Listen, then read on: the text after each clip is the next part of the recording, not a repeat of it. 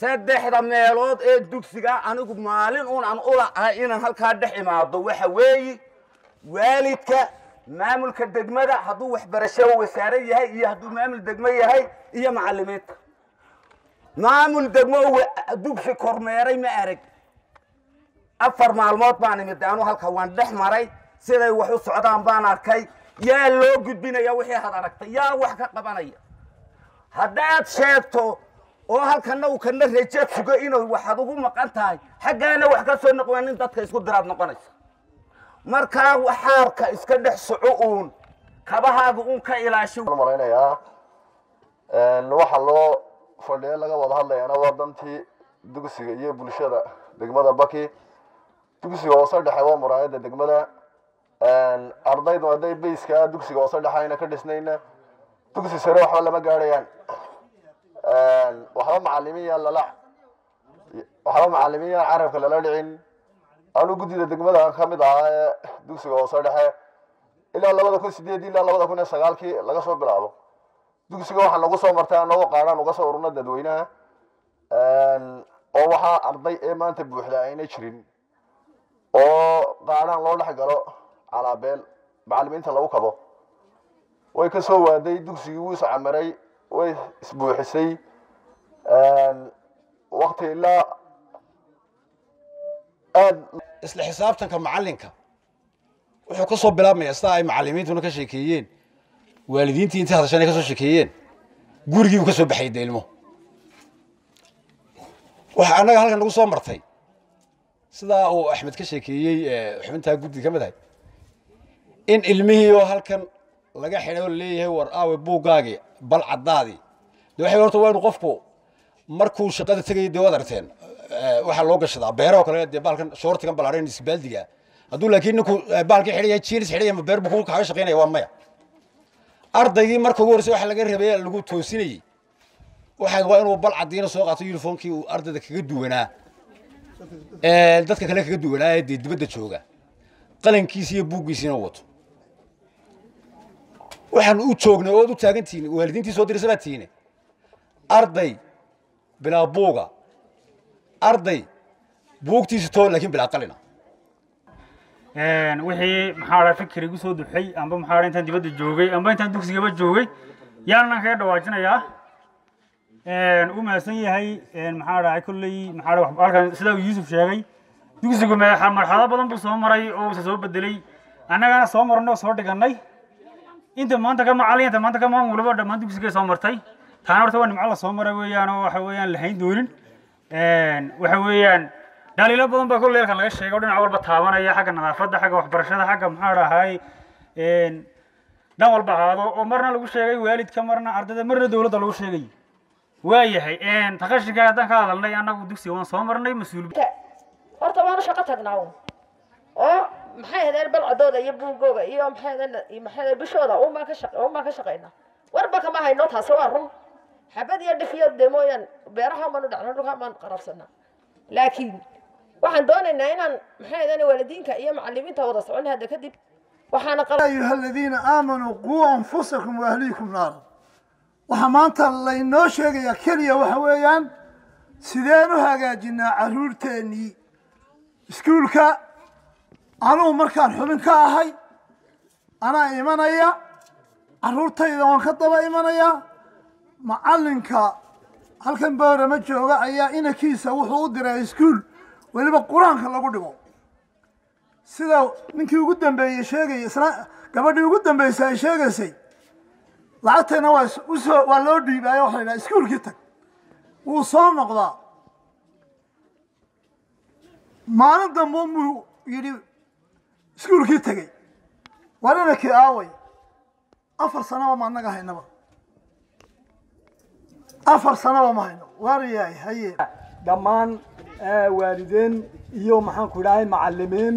iyo maxaan ku dhahay guddi iyo arday dhammaantood horta waxa loo baahan yahay inaynu gacmaha iswada haysano oo aan ogaano ardayga bilow ilaa dhammaad ardaygu waxa uu ka soo bilaabaya marka koobaad waa guriga weey guriga marka uu ka soo bilaabo maxaan ku dhahay waxbarashadiisu ardayga guriga ka soo bilaabanto gurigii muxuu dhiska ku soo qaadanayaa muxuu yahay waxa weeyaan tabaabulshihiisa dhisidiisa maxaan ku idhaahayey akhlaaqiyaad maxaan ku idhaahayey xusuustiisa waxoo dhan guriga ayuu ka soo qaadanayaa macallimiinta ayuu imanayaa waxaa kale oo meesha aan doonayay inaan saaka idiin sheego 13 qodob oo ka soo baxay shirkii 13 qodob oo ahaa shirkii maalinta dhaweyd hargeysa lagu soo galay 13 qodob waxaa ka mid ahaa qodobka koobaad abuurista guddiga manaahiijta qaranka oo daadihiya cusboonaysiinta manhajka iyo dib u eegista manhajkaas oo lagu salaynayo mabaadi'da iyo ujeedooyinka guud ee waxbarashada ee ku xusan dastuurka Soomaaliland siyaasadda waxbarashada xeerka waxbarashada xeerarka Soomaaliland 2013 sida darteed maada gaara ha noqdo quraanku qodobka labaad in la abuuro oo la meel mariyo sanduuqa horumarinta waxbarashada ee heer qaran degmo iyo dugsi si macallimiinta loo siiyo gunno ku filan oo ay ugu hooseyso $500 ama gunnada lagu saleeyo tirada xiisadaha ee macallimiinta macallinku dhigo maalintii toddobaadkii bishii ama sanadkii qaadhaan kasta oo la ururiyaa waa inuu wax ku biiriyaa horumarinta himilooyinka waxbarashada qodobka saddexaad guddiga waxbarashada qaranka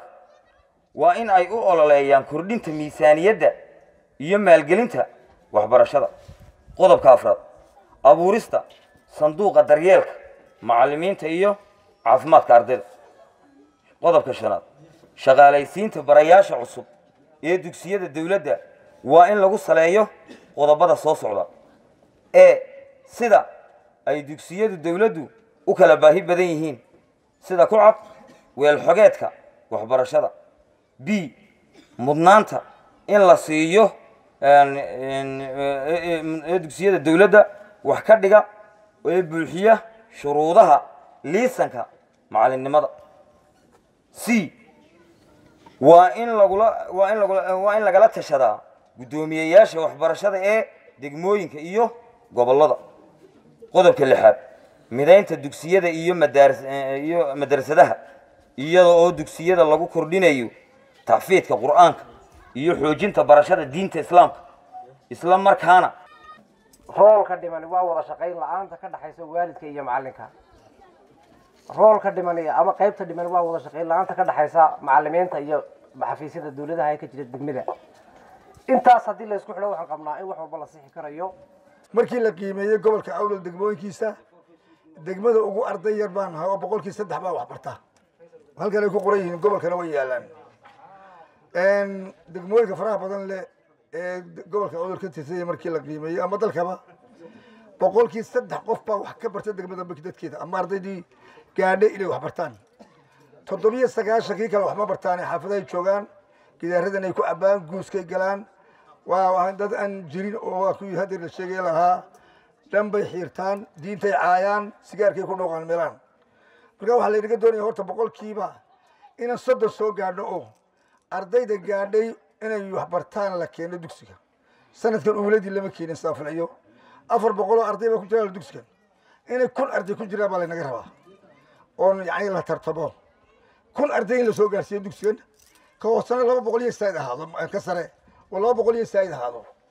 30 sano dhow u dhisay ama 25 sano dhow 40 ma dhaafo arintaas meesha laba garanayo 400 arday maanta dhiganaya dugsigan jooga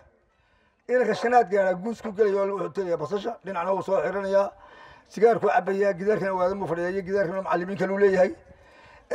akhlaaq xumada waxa la yiraahdaa inuu wuxuu kala yimaado guriga aabihii hooyadii macallinku ma dhisi karo hadduu dharbaax yiraahdo dhin baad xiranta soo xiro waalidkii baa dhagax ula imanayo la dagaalamayo ardaygii baa la dilay oranaya marka waxa la yiraahdaa ardaygu macallinkiisa koobaad waa hooyadii iyo aabihii waa inuu dhaqan wanaagga kala yimaado guriga taasi waa la inaga rabaa mid kale waxa la inaga rabaa 3% baa wax barta dadkeena degmada baki waa in 3% soo gaadho 400 oo la keeno uulaa sanadka